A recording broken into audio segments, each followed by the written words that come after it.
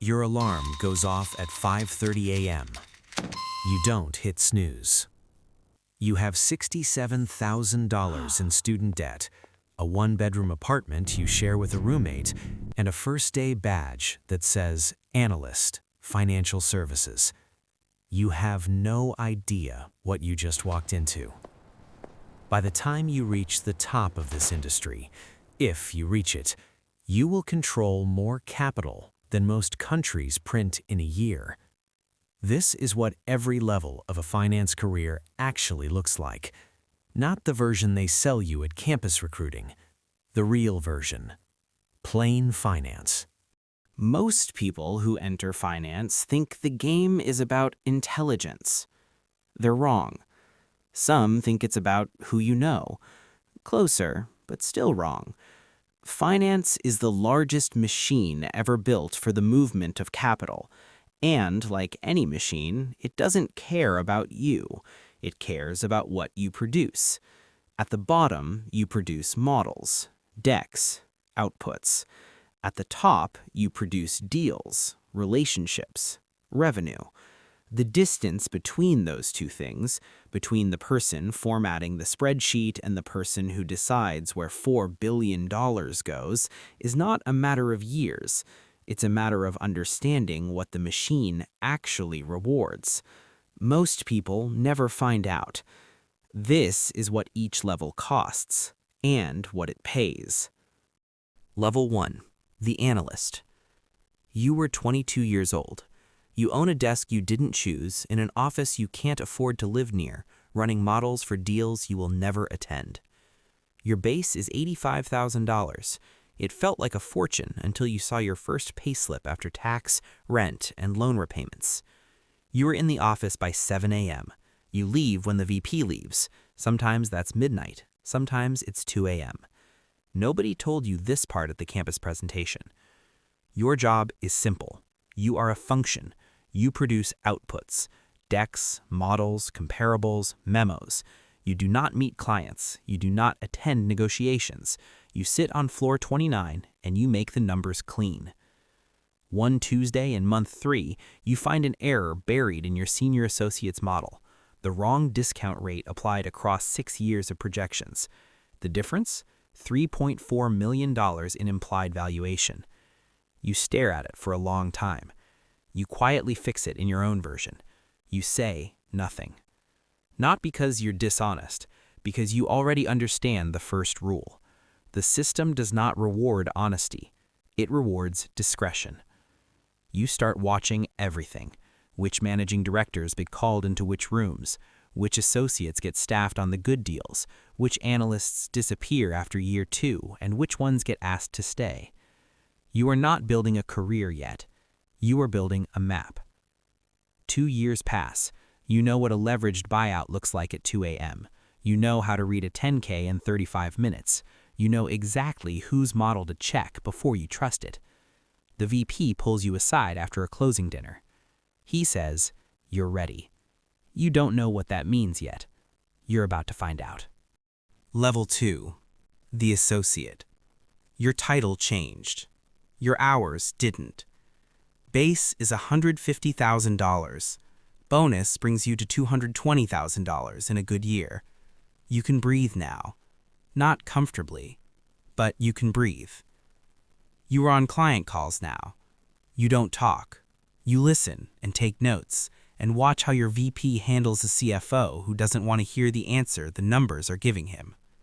You learn that the deal is never just about the numbers. It's about who the client trusts. It's about timing. It's about whether your MD went to the same university as the chairman. None of that is in the model. You close your first deal, a $280 million debt refinancing for a regional energy company. Your name is not in the press release. You get a $12,000 spot bonus and a handshake. You tell yourself this is normal. You structure a $190 million mezzanine financing. You sit across from a CFO for the first time, not as support, as the person explaining the covenant structure. You don't flinch. You've run that scenario 30 times. That's your currency at this level. Not relationships, not intelligence. preparation. One deal closes that you know is wrong. An acquisition significantly overpriced. The target's cash flows don't support the debt load at any reasonable growth assumption. You see it clearly. Your VP sees it clearly. Nobody says it in the room. The deal closes. The bank collects $9 million in fees. 18 months later, the acquisition underperforms. You don't feel guilty. You feel like you understand the rules now. The second rule. The deal is never about whether it's good. It's about whether it's executable. At this level, that's the only question left. Level 3. The Vice President. You are 31 years old. You have a corner desk. 2 analysts report to you. You know exactly what their nights look like because yours looked the same. You don't support deals anymore. You run them. You manage the client relationship. You own the mandates. You draft the engagement letter, negotiate the fee, put your name on it. Your fee on a $500 million transaction is roughly $5 million. You keep none of it. It hits the P&L of the division. You are still building. But something has shifted. Clients call you directly now, not your MD first. You. A private equity fund in Houston routes their deal flow through you. An infrastructure group in Singapore takes your call on the second ring. That's not a title. That's trust. You close a $620 million acquisition financing. European infrastructure. Your MD is on the cover sheet. You are on page 7. But in the room, the client is looking at you when the numbers get complicated. That's the shift at VP. You are no longer supported. You are a dealer. The ethical architecture becomes clearer at this level too. Not simpler, clearer. You see the machine from a slightly higher angle. A target company's pension obligations get restructured post-close. The acquiring fund needs a 22% IRR. The restructuring makes that number possible. You know what it means for the people receiving those pensions. You don't say it. Nobody says it in the meeting. Your year end is $480,000. You wire money to your parents. You buy a 2-bedroom in a city where 2 bedrooms mean something. The third rule. At VP, you stop asking whether the deal is right. You ask whether the deal closes. That question is the only one that matters here. Level 4. The Managing Director. The title on your door changes everything about the calls you receive. The CFO of a major energy company takes your call on a Sunday morning. An infrastructure fund in Abu Dhabi picks up on the second ring. A sovereign wealth fund routes an allocation question through you before they routed anywhere else. That is what this title means. Access. You manage 14 client relationships. Each one generates between $2 million and $30 million in annual fee revenue. You are no longer working for the bank. You are the bank's relationship with these clients. That distinction is subtle. It is also everything. You structure a $3.8 billion leveraged buyout. You close it in 90 days. You collect 2% before the ink dries. You move to the next one before the first one settles. You lose a $2.4 billion mandate, not because of the numbers, because a competing MD belonged to the same private members club as the chairman. A club membership. You don't make excuses. You join 2 clubs within the month. At this level, information is the real asset. You know which companies are running a quiet strategic review before any announcement. You know which sovereign fund is building a position before any disclosure. You don't act on it. That's not what this level is about. But you know, and the knowing makes you different. You sleep 6 hours a night. You see your family on weekends when there isn't a closing. You haven't felt nervous about a transaction in 2 years. You're not sure if that's confidence or something else. The fourth rule: the deal is never just about the numbers. The deal is about the relationship, and the relationship is the business. Level 5. The partner. There are 11 partners in the division. You are one of them now. Your name is on the door. Not literally, in every way that matters. You stop thinking about salary.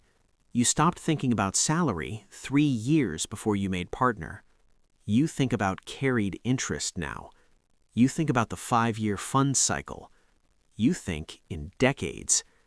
You lead a $4.1 billion acquisition of a European infrastructure platform, 3 regulatory jurisdictions, 4 months of negotiation, 2 competing bids. You run the consortium. The closing dinner is in London. The handshake happens in a room that doesn't appear on any floor plan. Your carried interest on this single transaction will compound to over $35 million. Your social world has narrowed, not because you're too busy, because most conversations have stopped being useful. The people you spend time with control capital. That is not a coincidence. A sovereign wealth fund in the Gulf calls, $6 billion seeking deployment. They want your firm to anchor the deal flow. You are one of 2 firms they will give that mandate. A finance minister, not a banker, the minister, calls the same afternoon. You take both calls from the same office, 43rd floor, corner, no trading screens, just glass and a phone that connects you to people who move entire asset classes. Your deployment decisions move markets. When you buy, others watch. When you pull back, analysts write about it for weeks. You are not in the market anymore. The market is in you. The 5th rule: at this level, you don't optimize for the deal, you optimize for the position. The position comes first, the deal follows. 5 levels, 5 completely different lives inside the same industry. But here's what almost nobody talks about. There is one thing, a single variable that determines whether someone moves through all 5 or stops at level 2 and stays there forever. It is not intelligence. It is not education.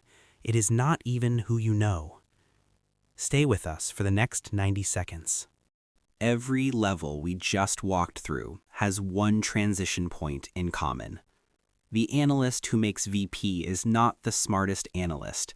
It's the one who learns to make the VP look good before they need to. The associate who becomes MD is not the one with the best models. It's the one who builds a client relationship the bank cannot afford to lose. The VP who makes partner is not the most experienced. It's the one who generates revenue the firm cannot replace. Finance does not reward what you produce. Finance rewards what you make possible for the people above you, until there is no one above you. And then it rewards what you control. That is the single variable.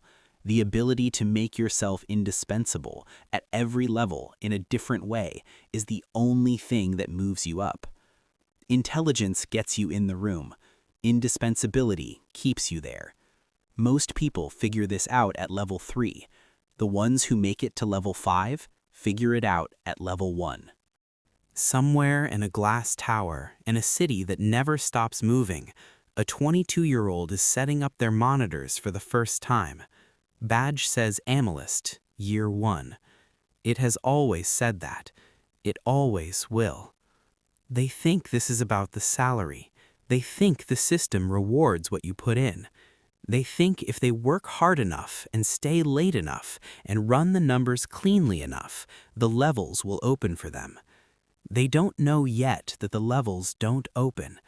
They are earned. One compromise, one decision, one relationship, one version of yourself at a time. By the time they understand what the machine actually rewards, they will have already given it something they cannot name and cannot get back. The market opens tomorrow. The machine takes another step forward, and somewhere on floor 29, the terminal is already blinking.